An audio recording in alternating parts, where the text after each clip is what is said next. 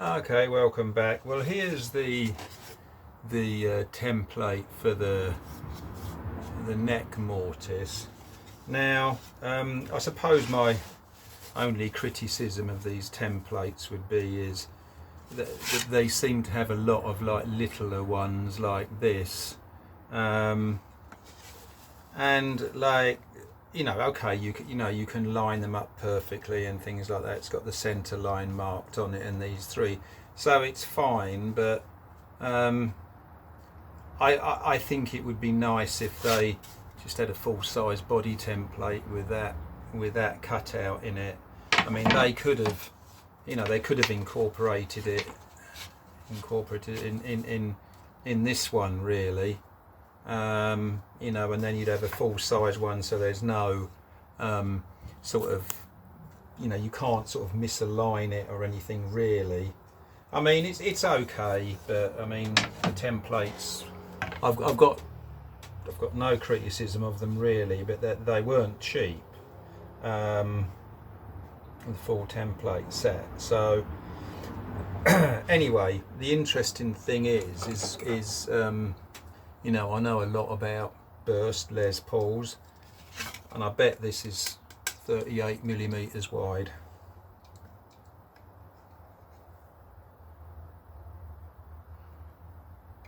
.91. It's exactly the same as a Les Paul of the same era. So that's kind of nice to know, because they obviously weren't going to reinvent the wheel for this guitar. I mean, at the end of the day, the Gibson factory, they're after making money.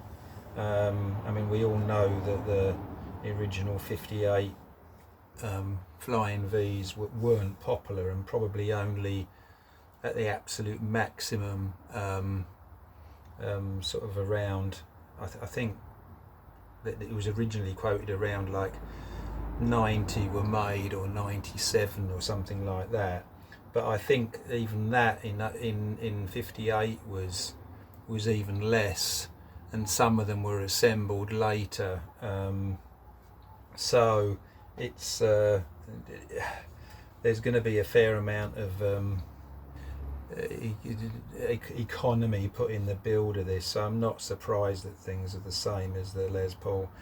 Now, reading several reviews of the neck angle, 2.5 degrees seems to be about what people quote.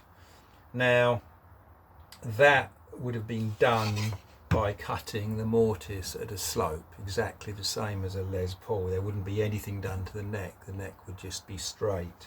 So what we need to do is put this template on here, jack up the back of it like this, and then route to this plane sort of thing, so you end up with a hole cut, a trench cut in there with a sloped bottom. Now, I've seen quotes of neck angles for these V's between 2 degrees and knocking on 4 degrees. I can't see 4 degrees must be sensible, because your bridge would be really, really high. But what you need, basically, where your ABR bridge is, you need about 17mm for it to look nice, and that's what the 4.5 degree neck angle gives you on a Les Paul. But you've got to keep in mind that a Les Paul has got an arch top on top sort of thing. So what I'm going to do is I might just cut this at 3 degrees. Now, over this length, 270mm is the length of this.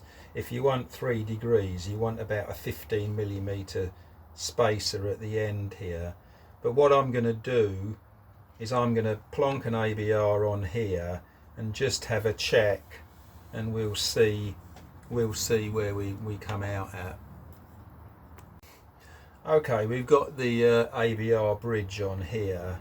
Now, this is as near as, damn it, like 12mm from the top of the string saddle to the body, and then we've got this distance here is 220, and I've just arc tangented that, and you get an angle of 3 degrees.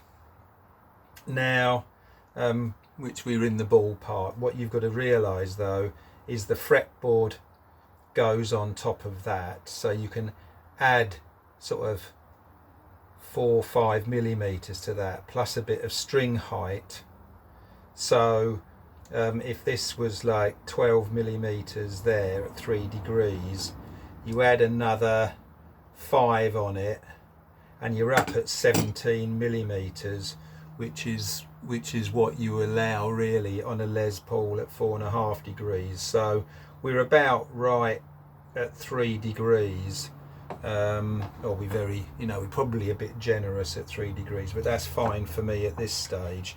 So what I'm going to do is set this at a 3 degree angle, and I'm probably guessing when I come to finally fitting the neck, I'll reroute it probably down to 2.5, but I don't want to take too much wood away, otherwise we're going to end up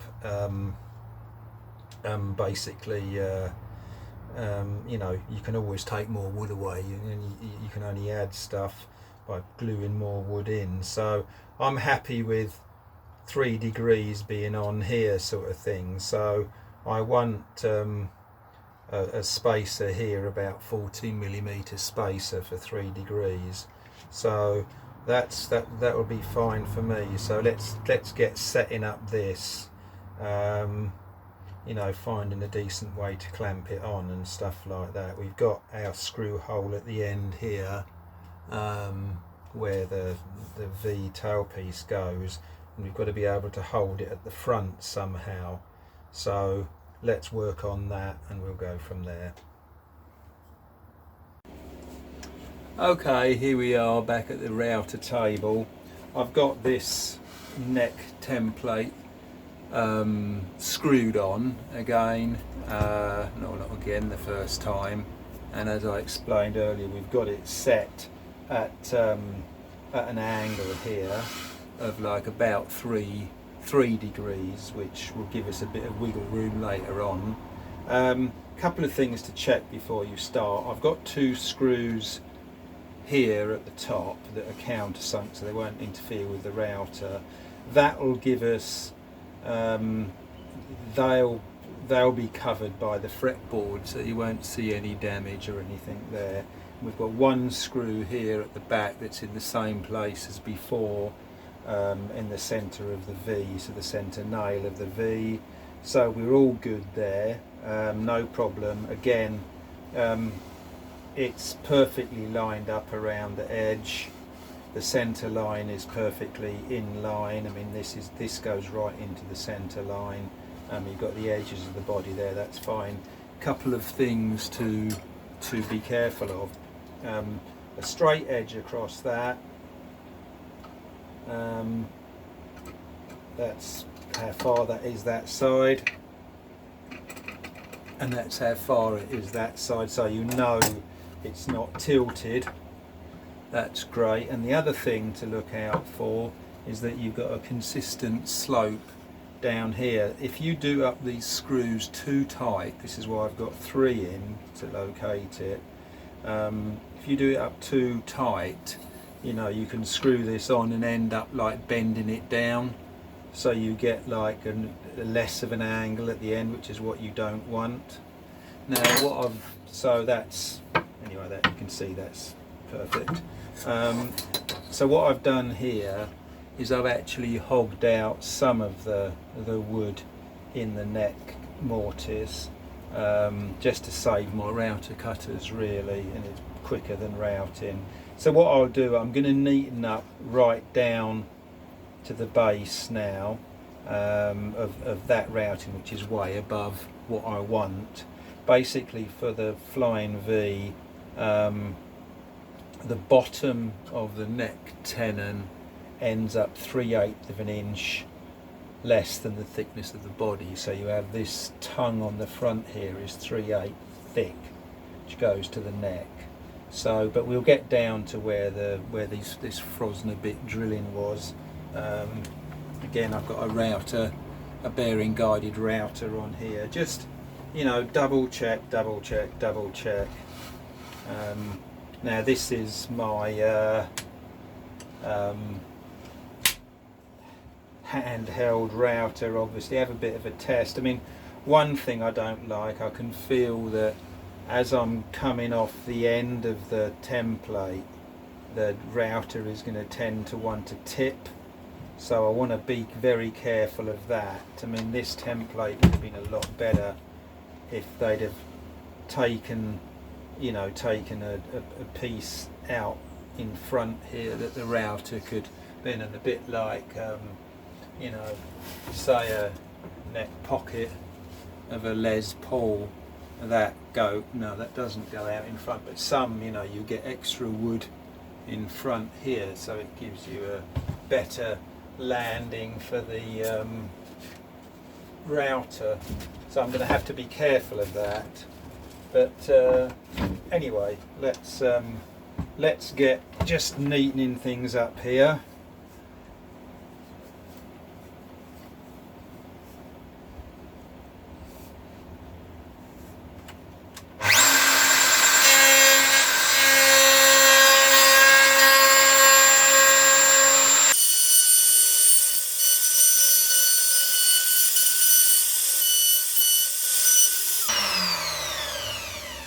Always leave the router where it is until the cutter's stopped. Otherwise you lift it out and you'll catch the edge of your template. Done it 1,000 times. Right, that all seems good there. So I can carry on. I don't suppose you can see there, but we've just followed the template round. So all looking good. Oh.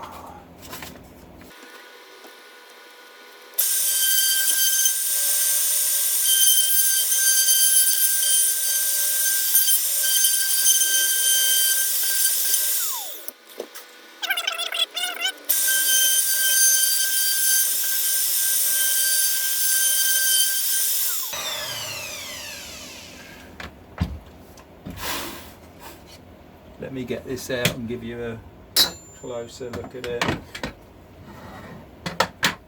So there we go, we're cutting the neck tenon there. I'm not going to route these off. I think I'll cut those off by hand, the cheeks on the end here, because I can imagine just whizzing the router across and then the whole lot splitting away. But yeah, we're getting down there now, and I can start checking depths and things now. So we want 3/8 of an inch left at the bottom. That's at the front of the cavity here. So the body is 38 point bugger all, 38 millimeters deep, and well, we can measure it.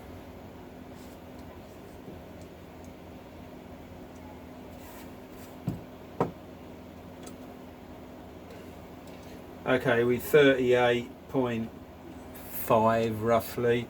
So we want the depth. Let's measure it there. That would be more sensible, wouldn't it?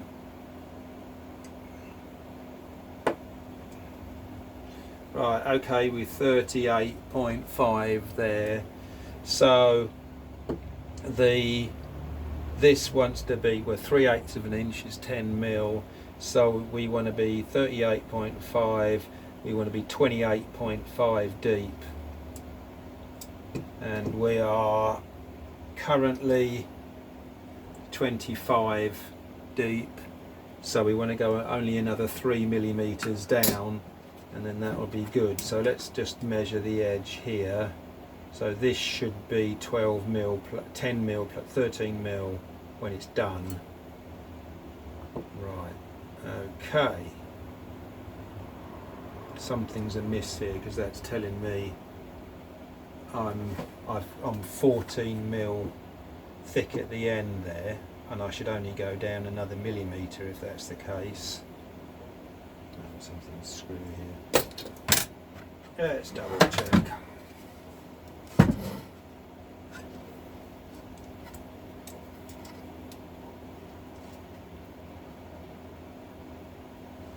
Right, on there we 14.5 millimeters thick.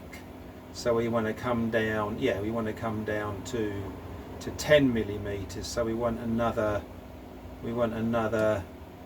4 millimeters off there, which makes sense. So another 4 millimeters off. So this should be currently 24.37, so another 4 millimeters, so it's all adding up anyway.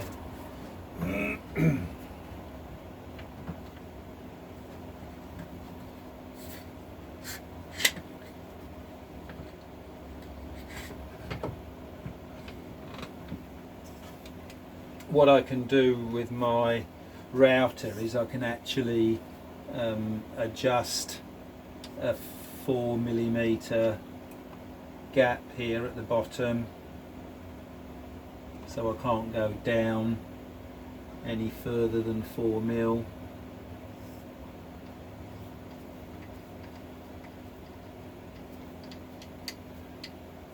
I've forgotten how you do it now.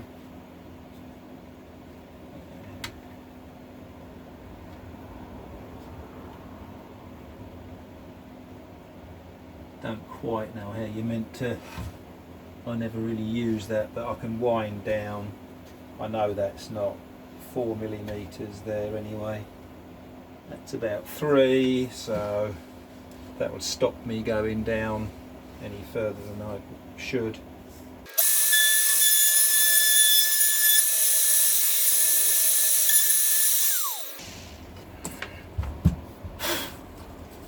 What we like on the front there now, 11.68 millimeters, so we've got another 1 mil to go, so I can wind this down just a millimeter.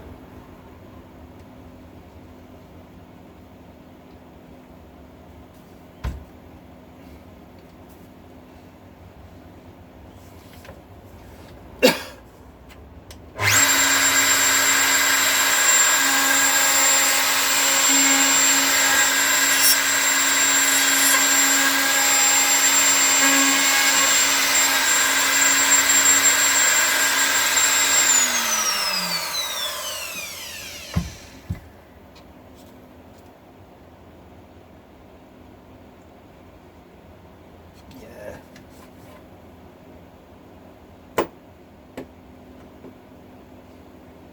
.18. We can go down a little bit more.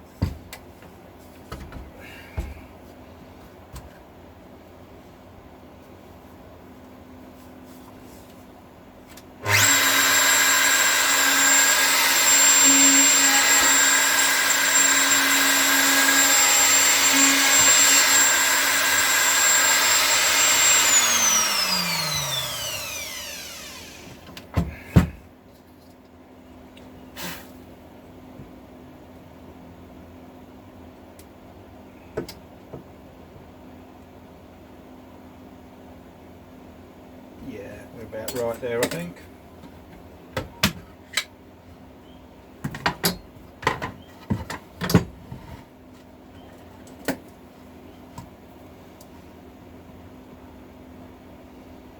With 10.97 millimeters on there, so we're still a bit thick, but like I say, that'll give me a bit of wiggle room, and I've also got to sand down the back of the instrument, so I'm quite happy with that for now.